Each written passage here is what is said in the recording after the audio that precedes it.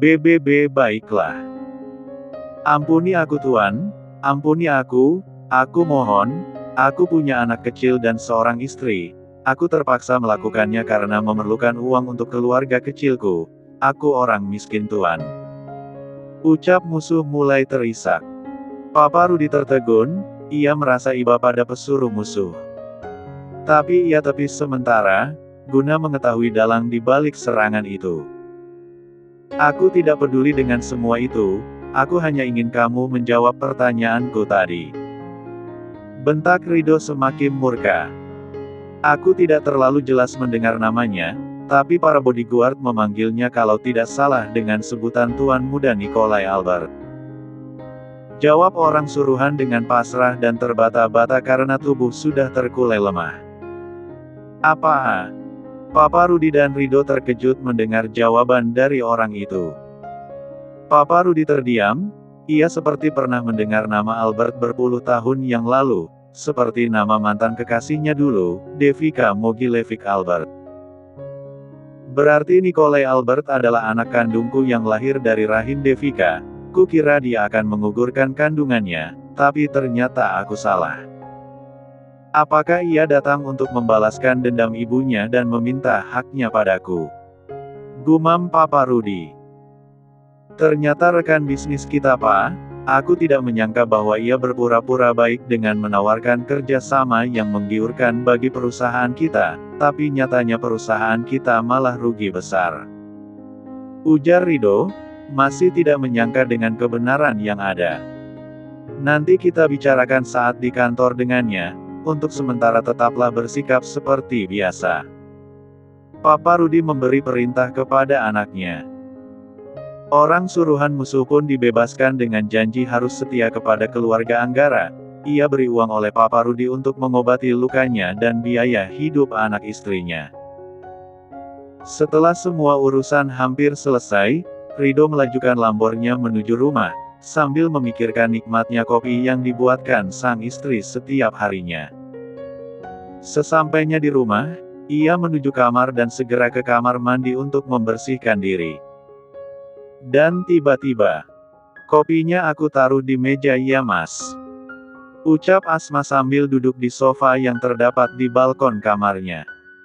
Rido yang mencari baju kaos seketika menoleh ke arah sumber suara. Iya sebentar, bawel. Jawab Rido, datar. Ketika sudah berpakaian lengkap, Rido melangkahkan kaki menuju balkon, duduk di samping Asma, tentunya dengan berjarak. Kenapa kamu masih di sini? Jangan dekat-dekat aku ya. Rido mulai GR. Mas, aku hanya ingin meminta izin darimu, aku ingin pulang kampung. Ibuku sedang sakit dan beliau sendirian di sana. Ucap Asma perlahan. Hahaha apa? Pulang kampung? Kau bicara seperti itu seolah-olah kau adalah babuku. Tapi bagus kalau kamu pulang, sekalian jangan balik lagi ke sini. Ujar Rido tanpa memikirkan perasaan Asma. Ya sudah. Terima kasih ya Mas sudah mengizinkan aku. Asma sudah terbiasa dengan makian suaminya. Langkah kaki Asma terhenti di sebuah bangunan kayu sederhana. Ia menaruh koper kecilnya di halaman rumah itu. Sekilas, bayangan masa lalu menyambut benaknya, kenangan masa lalu bersama orang tuanya. Flashback. Ma, ini rumah Bu Aisyah. Asma kecil menenteng tas ranselnya yang berwarna merah muda, dengan rambut diikat menjadi dua bagian. Tak lama kemudian, wanita setengah bawa keluar dari rumah tersebut. Tuan, Nyonya. Orang itu terkejut. Papa Ridwan dan Mama Devina tersenyum. Kami ingin menengok ibumu yang sedang sakit, Aisyah. Ujar Mama Devina sambil menyerahkan buah-buahan yang sengaja ia beli untuk Aisyah dan ibunya. Terima kasih Tuan, Nyonya. Semoga Allah membalas semua kebaikan kalian semua, amin. Tutur Aisyah dengan gembira. Aisyah sangat berhutang budi kepada majikannya, itu. Semua tanggungan berobat ibunya ditanggung oleh keluarga Sutanto. Bu Aisyah. Sapa Asma kecil sambil menyalami Aisyah.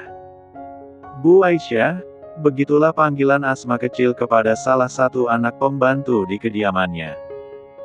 Aisyah membungkuk dan memeluk Asma kecil. Ibu sangat rindu dengan Asma. Air mata Aisyah jatuh membasahi pipinya. Aisyah kembali memeluk anak majikannya itu. Asma sudah seperti anak kandungnya sendiri. Karena dari pasca persalinan sampai saat ini, Aisyahlah yang mengasuhnya sebagai babysitter. Asma pun menyayangi Aisyah sama seperti ia menyayangi ibunya. Selama Mama Devina pergi dengan Papa mengurusi bisnis mereka, Asma kecil memilih tidur bersama Aisyah. Orang tua Asma pun tidak masalah akan hal itu. Aisyah salah satu orang kepercayaan mereka. Flashback off. Asma menarik kopernya mendekati pintu utama rumah tersebut sambil menyeka air. Mata yang mulai mengembun dipelupuk. Papa, Mama. Sebutnya pelan karena rindu. Asma menghela nafas perlahan. Dalam hati ia berharap, walau dada dirasa sesak, semoga hal itu tidak mengurangi rasa syukurnya sedikitpun kepada Allah. Ya Allah, kuatkan hamba, ia berdoa dalam hati. Asma mengetuk pintu di hadapannya tanpa ragu, tapi tak ada sahutan. Ia mencoba mendorongnya perlahan, tetapi tidak terkunci. Assalamualaikum warahmatullahi wabarakatuh, Ibu. Asma mengucap salam, tetapi tetap tidak ada sahutan. Asma berjalan dengan meraba karena ruangan cukup gelap. Ia menghidupkan saklar lampu, seketika seisi rumah menjadi terang. Tetapi Asma tetap tak menemukan penghuninya. Ketika ia melangkah hampir sampai menuju dapur, ia samar-samar mendengar suara orang batuk dari arah belakang rumah, kemudian mencari sumber suara. Ibu, ini aku. Panggil Asma. Wanita parubaya itu mengangkat wajahnya. Kau siapa? Wajahnya pucat pasi melihat Asma. Beliau sangat takut pada wanita bercadar yang ada di hadapannya. Asma meraih tangan Bu Aisyah, dan mencium punggung tangannya. Ini aku Asma Sutanto, Bu. Ucap Asma sambil menatap lemah orang di hadapannya dengan perasaan iba. Tubuh Aisyah terlihat kurus dan lemah. Asma. Bu Aisyah terkejut. Sudah belasan tahun Asma tidak bertemu dengan ibu angkatnya. Ketika ia mendengar kabar bahwa beliau sakit, Asma memutuskan untuk pulang kampung dengan meminta izin terlebih dahulu kepada suaminya. Setelah sampai di halaman rumah Bu Aisyah, sekilas memori tentang kebersamaan ia dan orang tuanya muncul begitu saja. Membuat Asma rindu dengan masa kecil yang penuh kebahagiaan. Ia mengetuk pintu beberapa kali, tetapi tak ada sahutan sama sekali. Ternyata, orang yang Asma cari sedang berada di belakang rumah. Aku Asma, Bu. Jelas Asma. Asma menghambur peluk kepada ibu angkatnya tersebut. Aku sangat merindukanmu, Bu. Ucap Asma dalam tangis sesenggukan. Air matanya terlihat membanjiri pipi, tapi segera ia hapus. Ia melepaskan pelukannya dan tersenyum pada Bu Aisyah. Bu Aisyah membalas senyuman Asma dengan ramah dan penuh kerinduan. Asma pun melepas ikatan cadarnya. Apa kabarmu, Asma? Tangannya menangkup wajah Asma. Alhamdulillah aku baik, Bu. Aku sangat mengkhawatirkan ibu. Aku dengar ibu sakit, makanya aku segera ke sini. Jawab Asma sembari tersenyum. Ibu tidak apa-apa nak, ayo duduklah. Mengarahkan Asma menuju ruang tamu. Rumah ini nampak tak beraturan, tidak seperti dulu, terakhir kali ia ke sini. Ibu sudah periksa ke dokter. Ibu Aisyah batuk-batuk, Asma mengusap lembut punggung beliau. Ibu Aisyah menggeleng. Kita ke dokter ya Bu. Pinta Asma. Wanita itu menggeleng lagi, beliau tidak ingin merepotkan anak angkatnya itu. Tidak usah. Ibu tidak apa-apa nak. Sanggah Ibu Aisyah. Asma meraih ponsel di dalam tas ranselnya, Ia menekan icon kontak dan mencari salah satu nama kontak untuk melakukan panggilan. Assalamualaikum warahmatullahi wabarakatuh dok, saya Asma anak Bapak Ridwan Sutanto, dokter masih ingat saya kan? Begini, salah satu keluarga saya sedang sakit, bisakah dokter ke sini untuk memeriksa beliau? Asma menelepon dokter yang biasa memeriksa semua keluarganya saat dulu tinggal di daerah itu. Selang hampir 1 jam, Pak dokter pun datang dan langsung memeriksa Bu Aisyah. Saat itu, Asma sudah memasang cadarnya kembali. Bagaimana kondisi ibu saya dok? Tanya Asma dengan raut wajah cemas.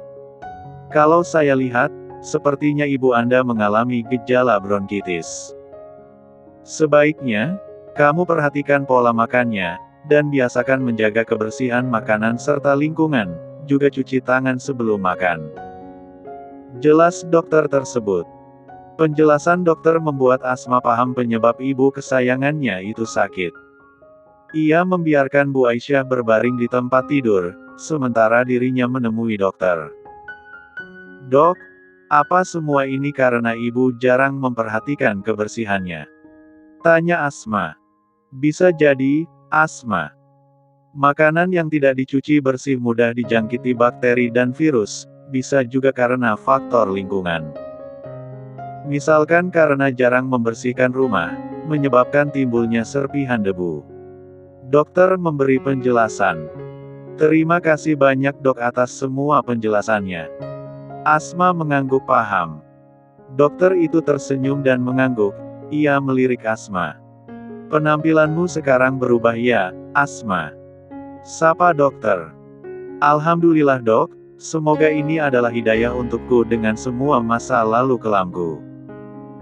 Jawab Asma tersenyum simpul. Dokter Hengki sudah mengenal keluarga Asma sejak lama. Awalnya ia tak mengenal orang yang bersama Ibu Aisyah itu siapa, karena pakaiannya di sekujur tubuhnya tertutup dengan sempurna. Namun, saat Asma berbicara, ia langsung bisa mengenali bahwa wanita di depannya adalah Asma. Dan tebakan sang dokter ternyata benar. Beberapa tahun terakhir Ibu Aisyah memang sering sakit, dulu sempat beberapa kali berobat kepada saya. Ujar dokter Hengki. Kira-kira kenapa ya dok? Padahal setahu saya beliau adalah sosok yang kuat. Asma nampak bingung. Semenjak suaminya pergi meninggalkannya, faktor psikis seseorang juga sangat berpengaruh pada kesehatan. Psikis yang lemah dapat menyebabkan imunitas tubuh ikut melemah. Terang dokter. Asma mengangguk pelan. Dulu, Ibu Aisyah pernah bilang bahwa suaminya pergi dinas ke luar kota. Dokter bilang suami ibu pergi meninggalkan beliau, tapi kata ibu suami beliau pergi ke luar kota. Jawab Asma, bingung. Aku tak pantas menceritakan ini kepadamu, sebaiknya kamu langsung tanyakan saja kepada beliau. Tersenyum lirih pada Asma. Asma tertunduk sedih. Bagaimana bisa Pak Wahyu yang terlihat baik itu meninggalkan Bu Aisyah seorang diri? Saya mau pamit pulang dulu, Asma. Dokter Hengki mengakhiri pembicaraan. Dokter Hengki pamit pulang, Asma menangkupkan kedua tangannya, dan mengucap terima kasih kepada dokter. Setelah dokter Hengki pamit, Asma segera menutup pintu dengan rapat. Dan berjalan perlahan menuju dapur untuk membuatkan secangkir teh. Ibu, ini Asma buatkan teh hangat. Diminum dulu ya Bu. Ucap Asma, lembut. Ibu Aisyah menyesap teh itu perlahan, sedang Asma menggenggam tangannya. Ibu tidurlah dulu, ibu pasti lelah. Ujar Asma penuh perhatian. Asma menutup tubuh Ibu Aisyah dengan selimut. Sesekali, ia mengompres dahi Bu Aisyah dengan air hangat karena suhu tubuh beliau masih sangat tinggi sampai Ibu Aisyah tertidur. Ia memandangi wajah Ibu Aisyah yang sedang tertidur pulas. Ibu adalah satu-satunya keluarga yang kupunya saat ini, lekas sembuh ya Bu. Asma menatap lekat penuh iba kepada Ibu Aisyah. Asma melangkah keluar kamar menuju teras depan, duduk di sebuah kursi kayu sambil memandang ke sekeliling halaman. Beberapa tahun yang lalu. Apa kamu yakin, Wahyu? Tanya Pak Ridwan saat mendengarkan permintaan Wahyu, pengacara keluarga Asma. Wahyu terlihat gusar, Pak Ridwan menatapnya dengan tatapan menyelidik. Saya serius Pak. Ucapnya dengan nada meyakinkan. Lalu, apakah Aisyah juga mau denganmu? Tanya Mama Devina, mengingatkan Wahyu. Kami saling mencintai Pak, Bu. Jelas Wahyu.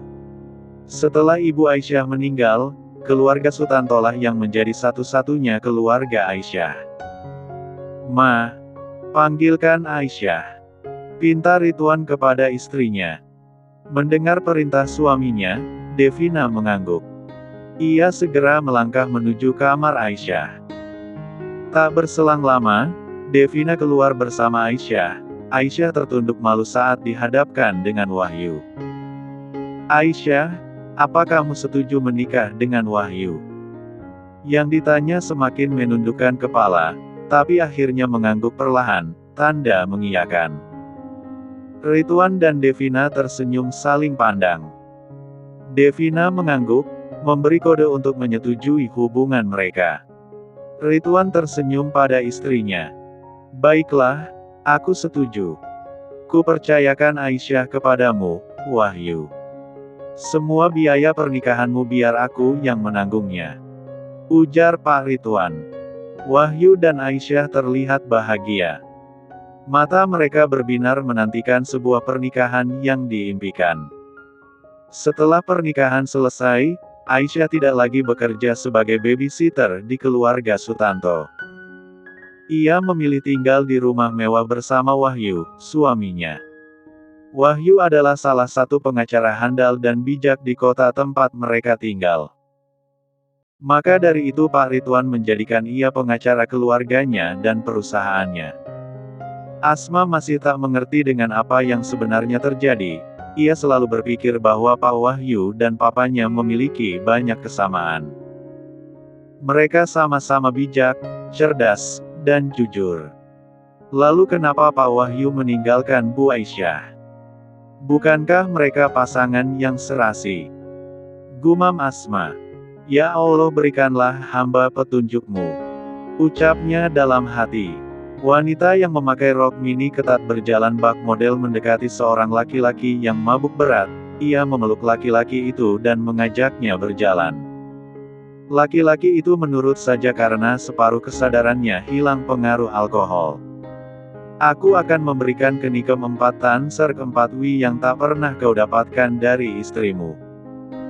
Ucap wanita itu, dengan nada mentiga sah dan mendayu-dayu.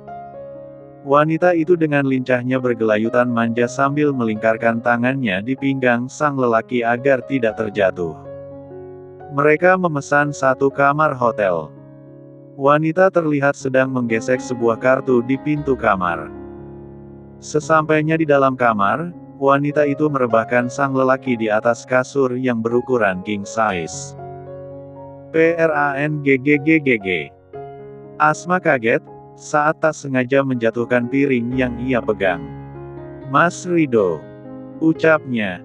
Asma tiba-tiba teringat Rido. Jantungnya berdetak kencang, Asma memegangi dadanya dengan ekspresi kusut. Raut khawatir nampak terlihat jelas di wajah cantik Asma. Ya Allah, ada apa ini? Kenapa hamba tiba-tiba teringat suami hamba?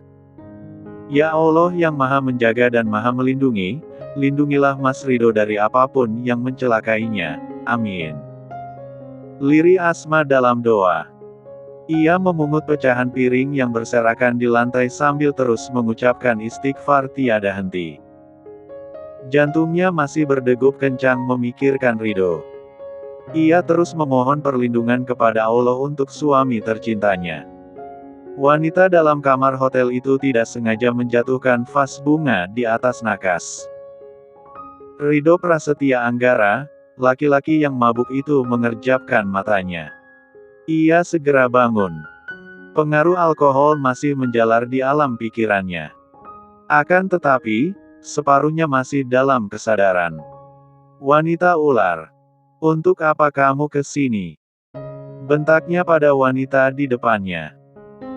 Rido melihat ke sekeliling sambil menggelengkan kepala dan memejamkan matanya sejenak, berharap semua kesadarannya kembali seperti semula. Ia segera beranjak dan keluar dari kamar saat menyadari bahwa kamar yang ia masuki bukanlah kamarnya. Ketika hendak membuka pintu, lengannya ditahan oleh wanita itu. Ia menghempaskan dan menjatuhkan wanita itu dengan paksa. Aku sudah bicara denganmu wanita ular, apakah harus aku ulangi lagi? Aku tidak suka denganmu, jangan pernah temui aku lagi, atau kamu akan kubunuh. Rido memberikan penekanan pada ucapannya. Ia benar-benar murka. Wanita itu menatap tajam pada Rido. Dari dulu kamu tidak pernah mau menerimaku, Rido. Apa kurangnya aku? Apa hebatnya istri kamu yang kampungan itu? Apa? Pekiknya emosi. Jangan sekali-kali kamu menyebut istriku seperti itu. Ia jauh lebih terhormat daripada kamu. Jadi, jelas aku memilihnya. Dasar wanita ular. Teriak Rido. Tanpa menunggu jawaban dari wanita itu, Rido segera pergi meninggalkannya. Ia meraih telepon di saku celananya. Cepat jemput aku di Hotel Citra Dream sekarang juga. Perintah Rido pada salah satu bodyguardnya. Rido mendesah frustasi mengingat kejadian semalam. Ia tidak menyangka bahwa Sinta akan melakukan itu. Sangat wajar jika banyak wanita yang memperebutkan Rido, tentunya karena ia anak konglomerat dan tampan. Tapi, senakal-nakalnya Rido untuk memilih pasangan, Asmalah yang paling tepat baginya, Asma yang hadir di masa lalu Rido. Wanita murahan yang menyukainya tidak akan mempunyai kesempatan sedikit pun di hatinya. Karena Rido hanya menyukai Asma, jauh sejak SMA dulu hingga sekarang ia menikah. Menurutnya, Asma adalah gadis terhormat dan bisa menjaga diri walaupun banyak laki-laki seperti dirinya yang mencoba untuk mendekat. Seorang Rido hanya menyukai gadis itu. Bagiku, Asma adalah satu dari 1000 wanita yang paling cantik. Ia seperti berlian yang paling indah di dunia ini. Ucap Rido, sambil tersenyum manis membayangkan wajah cantik Asma. Namun ingatannya sekarang bukan pada Asma yang ia cari, melainkan Asma istrinya. Rido semakin frustasi dibuatnya. Kenapa aku sekarang malah memikirkan wanita kampungan itu? Gumam Rido dalam hati. Ia mengusap wajahnya kasar dan memutar-mutar remote TV yang ia pegang. Rido mulai bosan ditinggal sendiri. Bima! Teriak Rido pada tukang masaknya. Pelayan yang berusia senja itu berlari tergopoh-gopoh dari dapur menuju ruang tamu. Ada apa tuan? Ucapnya dengan sedikit membungkuk. Kapan Asma pulang? Tanya Rido datar. Nyonya Asma tidak bilang apa-apa kepada saya, tuan. Jawab Bima terlihat bingung. Tumben tuannya mencari Nyonya Asma. Dengan isyarat mengangkat dagu, ia menyuruh Bima kembali ke dapur.